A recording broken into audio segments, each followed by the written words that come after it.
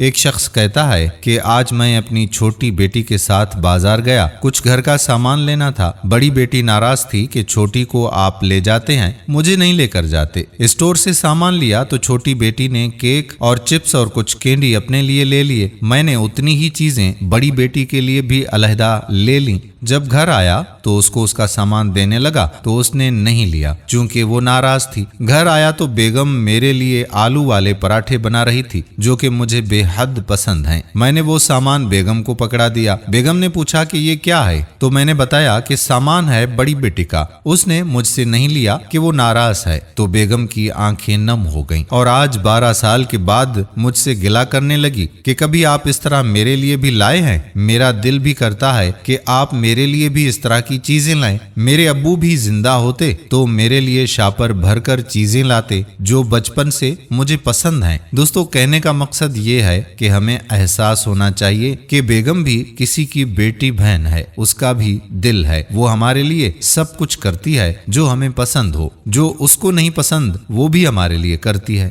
تو اپنی بیویوں کا ضرور خیال رکھا کریں۔ اگر ویڈیو پسند آئی ہو تو اسے شیئر بھی ضرور کر دیں۔ آنے والی ویڈیو تک اپنے میزبان قادر بخش کلہوڑوں کو اجازت دیجیے۔ اللہ حافظ۔